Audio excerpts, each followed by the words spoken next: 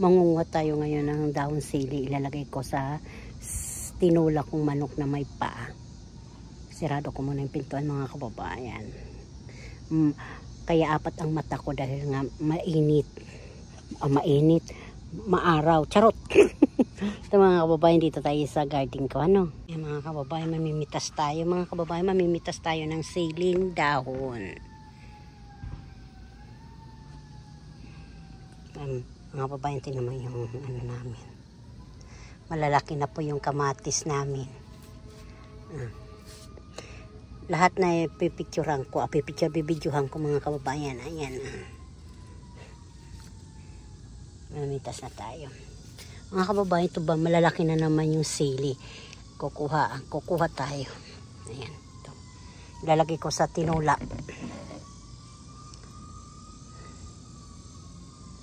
Hindi ko alam po anong dahon ang kukunin ko rito.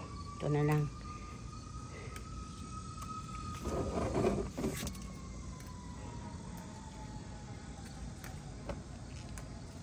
Sana nakita ako.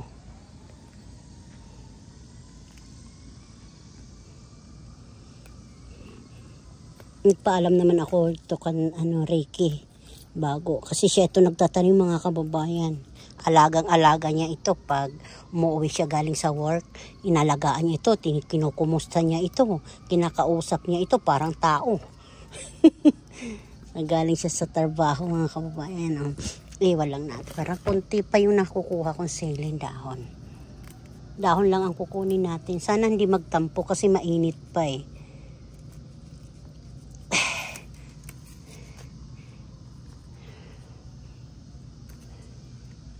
Kabila ulit, mukhang kalbo na dyan. Dito ulit.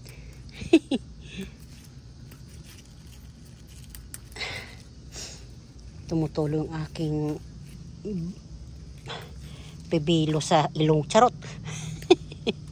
Ang tama na ito, mga kababayan. Ayan na nakuha ko. Ayan. Yan po yung mga paligid. Ayan, mga paligid, mga kababayan. Ayan. Sobra po ang araw. Ang liwanag. Ayan.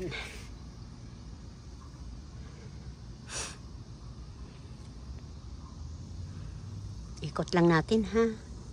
Hindi lang tayo magtatagal dito sa labas kasi sobrang init talaga. Lalo kaya sa Pilipinas, hindi ko na kaya yata magtagal doon sa sa labas. Hiningal nga ako eh. Piling mayaman eh. Kala mo hindi taga-bukid. Sige po, mga kababayan. Magtitingin tayo sa lulutuin ko, ha. Mga kababayan, magandang umaga, magandang tanghali. Nandito naman ako sa aking kusina, sa kitchen ko, mga kababayan. Ito naman ang aking lulutuin. Lemongrass, tanglad, at saka sibuyas, onion, saka garlic ba ito? Yung nagkamali-mali naman po ako. Luya, saka patata. Ito? Sayote, saka yung nahatira kong papaya, hinaluan ko. Yung sayote, tinikman ko muna yan kasi baka mapait. Hindi naman, mga kababayan. Ayan yung sili, yung kinuha ko dun sa labas. Ito naman po yung isda na pakpak, minati-hati ko po siya. Yan, masarap po yan, tinula. Saka haluan ko siya ng paang manok. Pwede po yan maghalo ang paang manok, mga kababayan. Ayan siya. Igigisa ko siya, mga kababayan, ha? Tayo. Maghuhugas bigas muna ako, mga kababayan, ha? Bago ko siya igigisa. Kunting mantika lang para malasa. Igigisa mo lang yung sibuyas, saka yung tanglad, yung lemongrass. Tapos ito, huhugasan ko pa ito. Hindi ko pa ito hinugasan. Ay, sige po, mga kababayan. Ayan na po yung aking menu. Tinulang manok. Ayan. Muusok po ito, mga kababayan, ha? Kumusta mga kababayan? Kayo po, ano po ang niyo, menu? Ang aking menu ngayon, tinulang manok. Hugasan ko lang yung down sili, mga kababayan, ha? Mga kababayan, ito po, sabaw po ito ng hugas bigas po ito. Ito po ang isasabaw ko dito sa tinula kong manok. Ito po yung sibuyas, sibuyas, luya, at saka tanglad, tsaka papaya, tsaka sayote ang gulay ko ngayon. Tsaka, tumutulo yung aking kamay. Tsaka po, chicken. Sa pakpak po ito. Yung mayroon wing. Tapos, paang manok. Kaya, gusto ko kasi paang manok eh. Pwede naman po yan ito tinutula, mga kababayan. Tapos po, ito po yung aking dahon sili. Binidyo ko po ito din, mga kababayan. Halo, ano ko din, sasabay ko na po. Magigisa po tayo, mga kababayan, ha. Hindi na po ako muna nagbihis. Alas 6 na po dito kasi nagsaing na ako. Tapos magluluto nito. Mabilis naman kasi ang oras na magsisilid. Tapos mag-i-eat. Nandito na naman yung mga anak ko. Saka mister ko. Kunting mantika lang to, mga kababayan. Para lang yung magigisa natin yung sa halo-halo natin. Gigisa lang natin yung luya. Luya muna ito, mga kababayan. Okay. Pinalsikan ako, mga kababayan. Buti hindi na yung Kasi yung aroma, tanglad. Buti kunti lang yung mantika ng halo ko.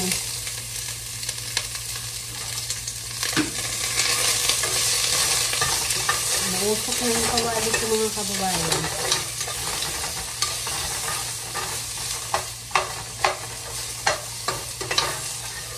Ang bango. Bango talaga yung lemongrass.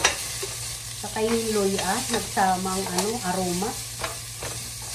Mga kababayan. So yung pag-igisa ko, sinasabay ko na yung tanglad pag-isa. Yung punong tanglad kasi naubos na yung dahon na tanglad. Sa ilalim kasi, nakailalim man yung dahon tanglad. Ay pwede yung puno. Yung kinuha ko. Ano pa, mga kababayan. So yung, tatabi ko muna ito kasi mamaya pa naman yan. Yung aking gulay. Ang bilis naman maluto yan.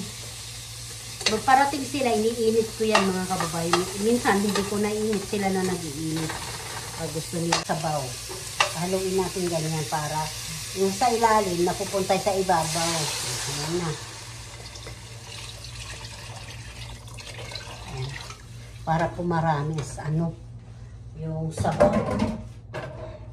Tapos tatakpan mo lang natin, mga kababayan. Tapos pag kumulo po, ilalagay na natin yung manok. Ay! Napunta tuloy yung sabaw sa Sorry. Teka nga, natanggalan ko ng ito ng tubig. Linis na po ito eh. Ay, naku. Ito po. Tubig yung Siyempre galing sa freezer. Tapos inano ko siya. Tinanggalan ng yelo. Ayan. Hanggang hinugasan. Linagyan ko siya ng asin. Ayan. Pakukuluin ko muna ito, mga kababayan. Ang akin linuluto. Tapos ilalagay ko siya. Pag kumulo, ilalagay ko na yung manok. Yung sabaw ng tinula ko. Yung pangalan nito, yung huigas-bigas. Kumulo na po. Ilalagay ko na po yung patis. Papatis na po tayo. Ay, mga kababayan, maglalagay na rin tayo ng ito, yung pakpak. Yan. Malinis to yung kamay ko, ha. Hugas na po ito, mga kababayan.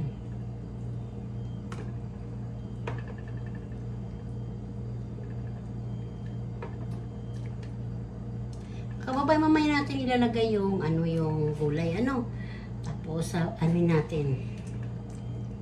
Lalagyan na rin natin itong bitsin saka paminta.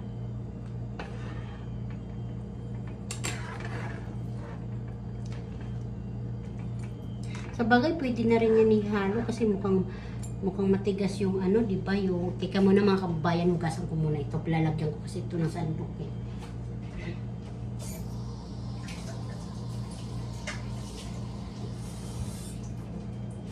Pasensya na kayo kasi ayoko yung nahihirapan ako magputol-putol ba, pindot-pindot yung magkadugtong-dugtong.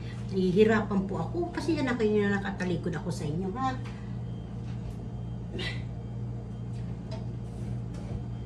Ito mga kababayan, bitsin. Ano ito pangalan,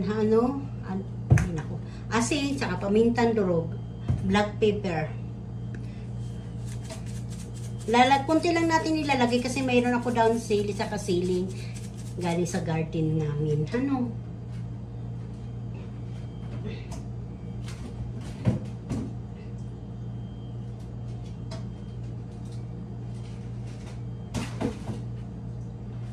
Ito mga kababayan, Knorr cubes. Isa lang na ilalagay natin, ha?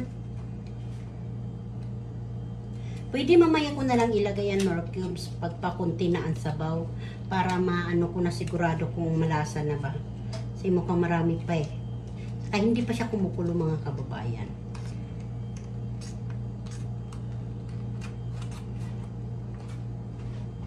Ito po. Isang piraso lang mga kababayan. Lalagay ko lang sa may kulay. Ito sa may kulay.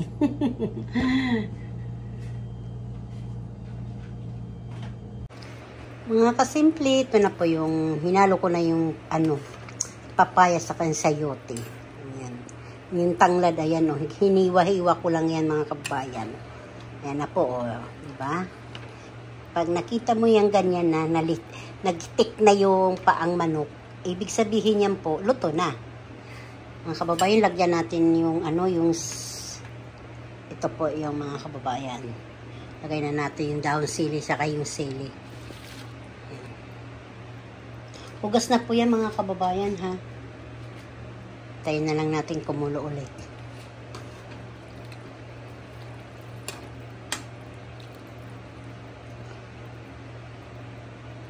Kasi alam niyo mga kababayan, kung gusto ko yung ito ilaga, tinola, yung pakpak na manok. Maano siya, yung masibo, maganda tingnan, masarap. Masarap po din to isigang. Mga kababayan, yung pakpak na manok. Huwag yung puros laman, suya. Ayan po yung sayote na parang hindi ko alam, pasabayan o ano. Tinikman ko muna yan bago ko siya, binalatan ko, tapos tinikman ko. Kala ko kasi mapait. Alam mo, pag mapait, hindi makakain natin ang sabaw. Oh, grabe. Ayan, ganyan po yan. Hindi na ba, oh?